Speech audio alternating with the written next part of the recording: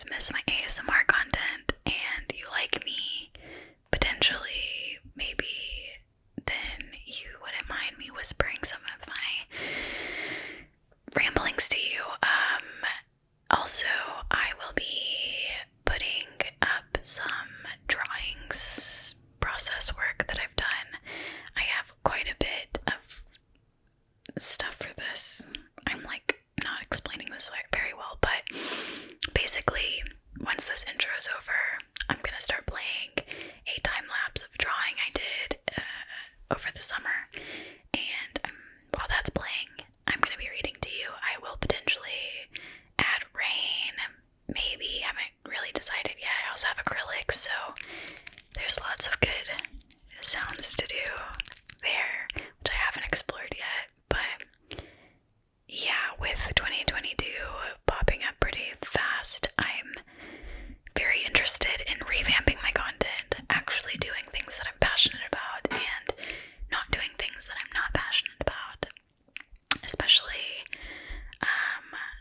when I have the feeling to do them. I want to follow through immediately when I have the inclination to do something, so I don't talk myself out of it or get anxious about it and end up just not doing it at all and then hating myself. So enjoy the video. Okay, hi, voiceover Shelby here to start this video with you. Hello. Anyways, so the first reading I have for you was written by me December 13th, 2017, and looking back on my writing, it seems that I write a lot in December. It's a common theme, I suppose, so that's interesting data. But I'm reading a Medium post I posted, hello, redundant, called I Need to Raise $5,770 and I'm Scared to Live in Rome. And this came on the heels of finding out I had been accepted for a scholarship to travel abroad during my undergrad, and I had no money and was living on my own for the first time in a long time, and had been, just getting over a lot of my trauma with the church and sexual abuse, things like that. I finally found my footing with finding my own car, and I was living with my boyfriend at the time, and I felt really stable, but I was still poor, so even with the scholarship, I still needed to raise $5,770, and I guess I just wanted to write about it, maybe send this writing off to some of my family and friends so they could get a better idea of why I was asking for money, just to, be reassured that they weren't being scammed. But anyway, here is what I wrote, and I haven't read this particular post since I posted it,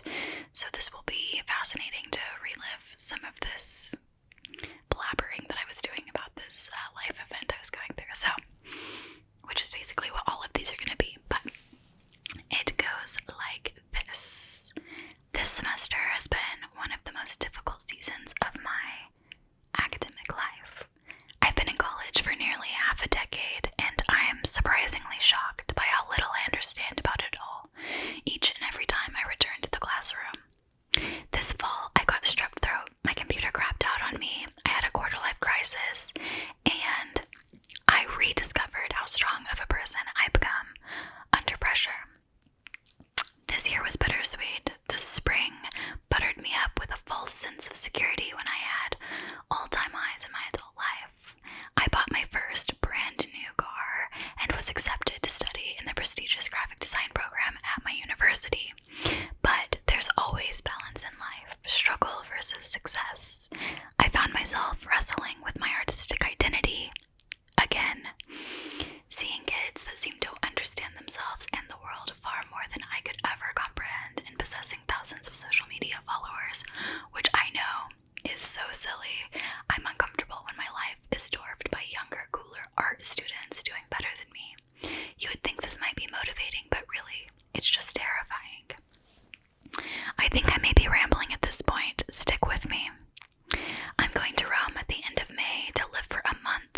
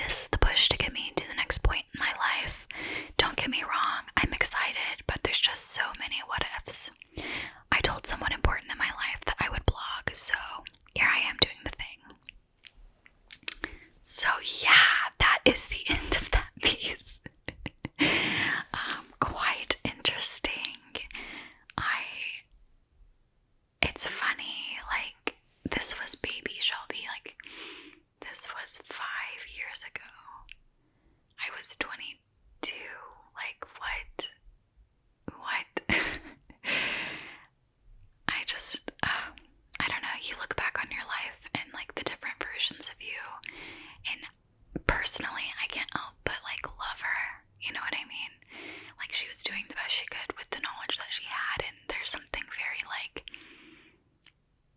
childlike and vulnerable about that, and I'm proud of her, to be honest. Alright, so the next piece I have, pretty random, but on December 19th, 2017, I wrote a blog post called How to Stop Crushin' on Post Malone. Yikers. Anyway, let's see what I had to say. This is kind of a list type of piece. So, step 1, watch every interview with Post to get it out of the way. Step 2, tweet him casually. Step 3, stalk all of his social media accounts. Step 4, get depressed because he's never going to notice you. Step 5, ask literally everyone in your life their opinion of Post Malone. Step 6, tell the haters to back off and go deep in conversation with those that agree he's an angel. Step 7, realize you have a problem. Step 8, cut yourself off from everything you love. Step 9, fall into a deep depression. Step 10, write a sarcastic, melodramatic blog online. Step 11, remember all the hokey posters in middle school that said never to give up on your dreams. Step 12, give up on giving up Post Malone.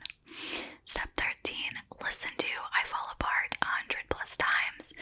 Step 14, repeat steps 1 through 14 until you inevitably die.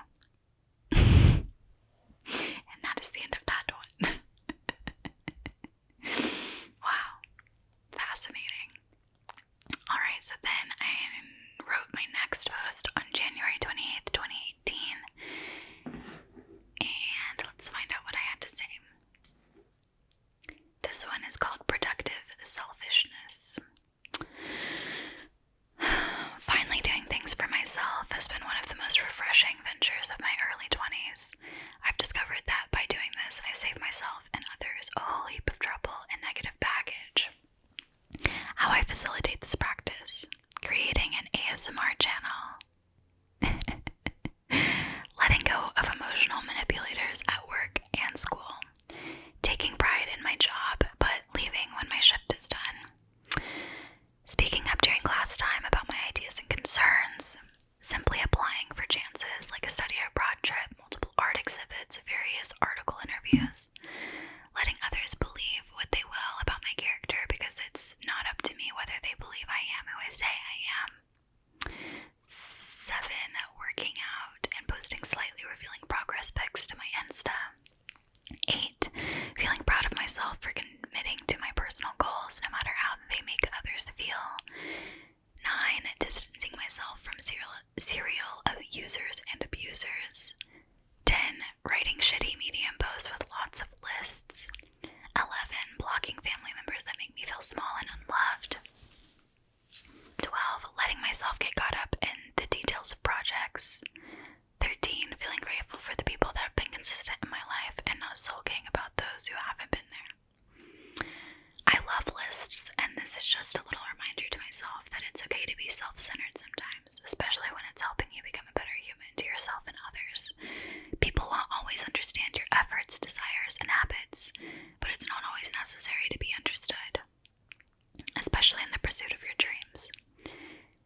People will try and steal away your joy and commitment, but that's all based on their own fears and self-doubt. Don't let them steal your thunder. Do you, boo? Whether that's eating a whole order of french fries for those thick thighs or going to the gym 4 days in a row, if you feel good about the decisions you're making for yourself and you're not harming anyone in the process, go for it. Do your thing. 2018 is going to be good, and I don't care what anyone says. Alright, that is the end. So, interesting. I don't actually remember writing this one in 2018, but the kind of sad and funny, as dark as it is, aspect of this is I fell into the deepest, darkest depression of my life in the winter of 2018, and it was rough, you guys. If you remember watching my channel back then, it was noticeable that I was clearly struggling, and holy shit, the fact that I even made it out was still astonishes me to this day. But yeah, that's really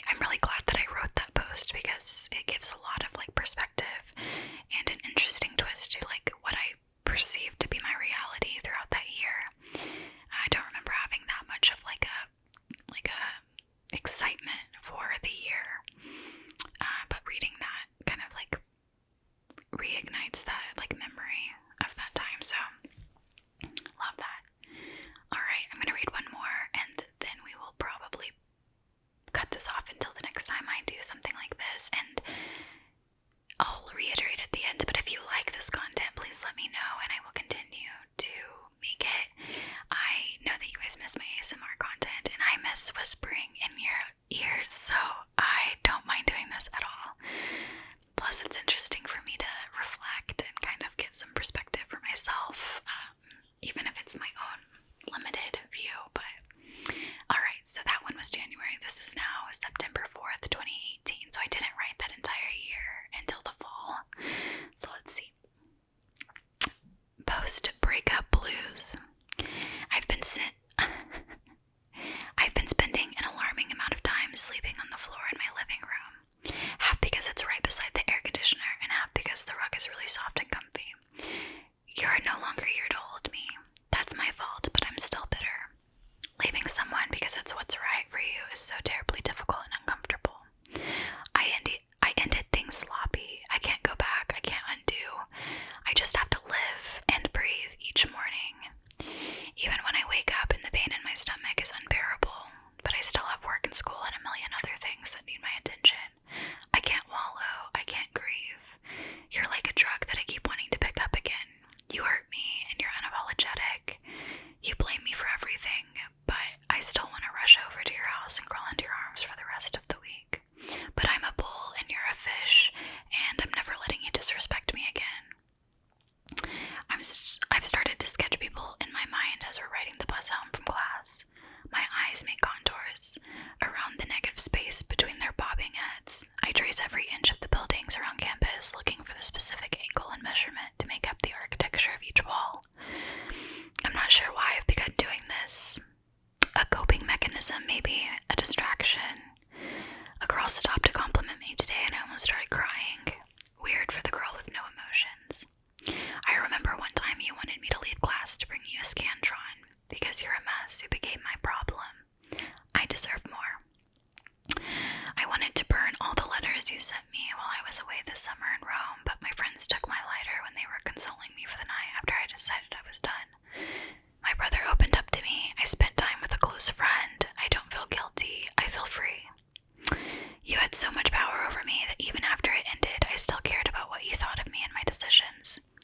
You controlled me, and you loved that fucked up shit. I was kind to you, even when your words were daggers meant for harm. I got the locks changed, and you still attempted to come into my space uninvited. I'm not a victim. I'm also not yours. I was great before you, and I'll be great after you. Goodbye, generic boy name. Wow, the angst, holy shit. What's funny is reading the title of this post, I thought it was about a different person. I had actually been, I guess I wrote this before I had come to the realization that I was mourning a different breakup than the one that I thought I was. You know, I did mourn that breakup as well, but deeper beneath that mourning was actually the very, very difficult pain and grief and distress from another relationship, much more like the long and meaningful relationship in my life. And it took, and still takes to this day, it's still